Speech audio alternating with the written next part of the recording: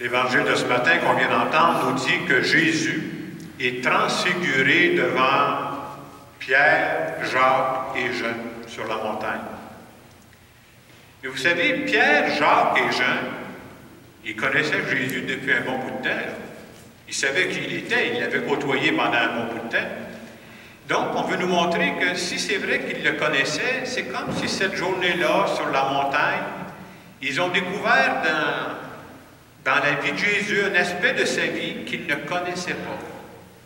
Jusqu'à maintenant, on pourrait dire qu'ils l'avaient côtoyé, ils savaient qui il était, ils avaient fait des activités ensemble. Et pour eux autres, Jésus, on pourrait dire, c'est un bon gars. Mais cette journée-là, c'est comme ils vont voir qu'il est plus qu'un bon gars. C'est le Fils bien-aimé du Père. Et à travers cette expérience forte qu'ils sont en train de vivre, ils vont découvrir cet aspect-là qu'ils n'avaient jamais vu encore. Et on peut dire que Jésus a été transfiguré, mais on peut dire que le regard de Pierre, de Jacques et de Jean a changé aussi. C'est comme s'ils ne voyaient plus Jésus de la même façon. Et à travers cet évangile-là qui nous est rapporté ce matin, on veut nous parler de nous. L'évangile, c'est toujours pour nous parler de nous. Et l'évangile veut nous parler ce matin, comment Dieu s'y prend? Ben, c'est le même Dieu, là. Comment Dieu s'y prend aujourd'hui pour nous transformer, pour nous changer? Et j'ajouterais que si on attend que Dieu nous apparaisse en direct pour se laisser transformer, on va attendre longtemps. Ce n'est pas comme ça que Dieu procède habituellement.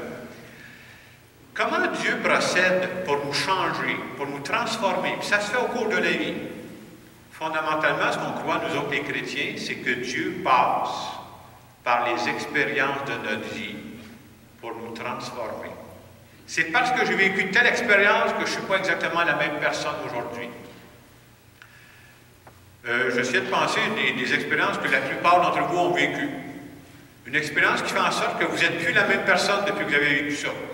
Je pensais à toutes les personnes qui sont mères de famille ou pères de famille.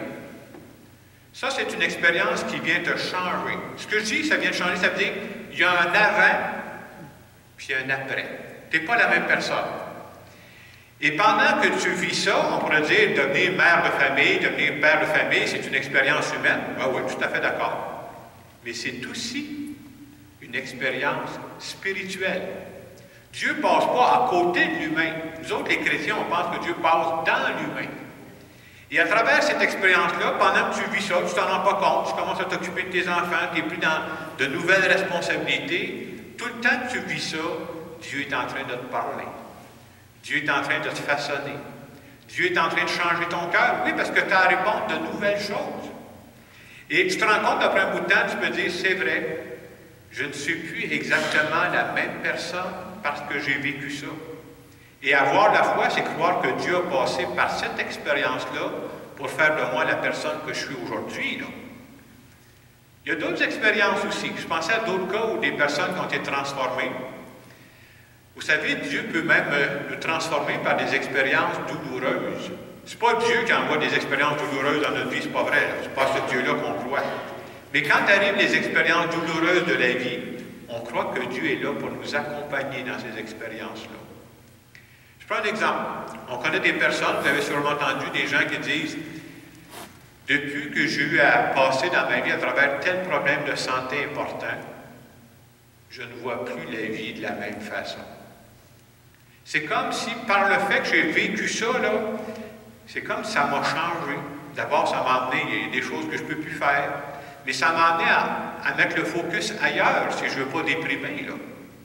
Et dans ces expériences douloureuses-là, vous remarquez que quand les expériences sont douloureuses, je répète que ce n'est pas Dieu qui les envoie, on est beaucoup plus attentif. Pour ça, je vous dis souvent qu'ils passent dans des expériences exigeantes comme ça nous appelle à aller plus loin. Une autre expérience tout à fait humaine, de ce temps-là, c'est que le dimanche soir, je écoute une émission de télévision qui s'appelle La Voix. Vous savez, c'est des gens qui vont chanter, puis ils veulent gagner. Puis là, Isabelle Boulier et Éric Lapointe vont leur dire qu'ils sont merveilleux. Là. Mais dans cette expérience-là, avant de les faire chanter, ils leur font souvent parler, résumez-donc par où vous êtes passés. Et ça m'a frappé, ça fait déjà 4 émissions, là. Plusieurs jeunes vont dire, je suis passé dans ma vie par une période que j'appellerais un down. Je suis passé par une période creuse. Puis souvent, ils vont demander, mais comment vous avez fait pour vous en sortir? Et c'est là que ces jeunes, c'est pour ça qu'ils sont là, vont dire, Moi, ce qui m'a aidé à m'en sortir, c'est que quand j'ai mis la musique dans ma vie, quand je me suis mis à chanter dans ma vie, c'est comme si le chant et la musique, ça va donner un nouveau souffle dans leur vie. C'est une expérience humaine. Moi, je pense que c'est une expérience aussi spirituelle. Ils ne parleront pas du bon Dieu, eux autres, là. Mais c'est ça, une expérience spirituelle. C'est quelque chose qui vient te redonner un nouveau sens à tes vies, qui vient te repartir, qui vient te recrinquer. Et aujourd'hui, dans l'Évangile, on nous parle de la transfiguration de Jésus. Et juste avant cette page d'Évangile-là, je suis allé voir qu'est-ce qu'il y avait avant. Jésus annonce à ses apôtres, juste avant ça, qu'il va rencontrer de l'opposition, puis il va vivre sa passion, il va vivre des moments difficiles. Et l'Évangile veut nous montrer comment Jésus va s'y prendre, où est-ce qu'il va trouver la force pour faire face à ce qui s'en vient, parce qu'il sait que ça va être difficile. Et pour être capable de faire face à des difficultés, c'est vrai pour Jésus, mais c'est vrai pour nous, c'est très important de savoir qui je suis.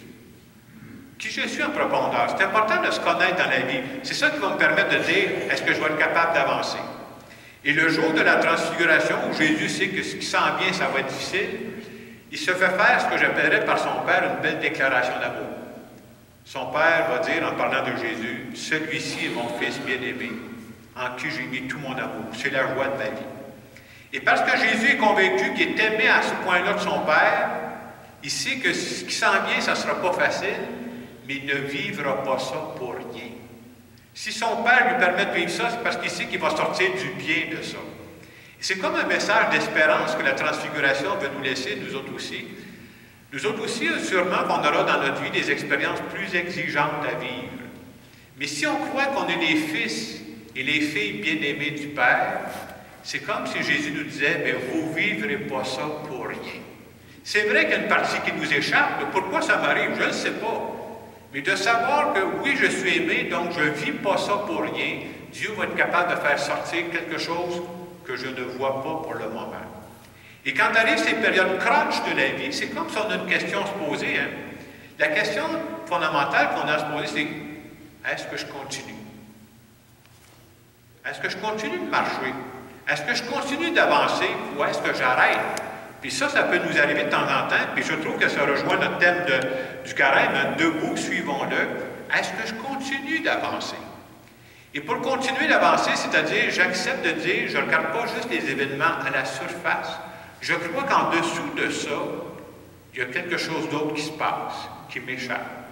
Et si je suis le fils, la fille bien-aimée du Père, Dieu va me permettre d'avancer à travers tout ça. Dans la première lecture, on nous parlait d'Abraham. Et je trouve ça bien qu'il y ait mis un passage d'Abraham, le même dimanche de la transfiguration. C'est une façon de nous dire que quand Dieu nous transforme, vous savez qu'Abraham était très avancé en âge. Dieu peut nous transformer à tout âge. Et tantôt, je parlais des expériences humaines qu'on a à vivre. Il y en a qu'on n'a pas le choix, là. Une des expériences humaines qu'on n'a pas le choix de vivre, vieillir. Vous choisissez ça, là? Moi, je n'ai pas plus d'options là-dessus. Hein?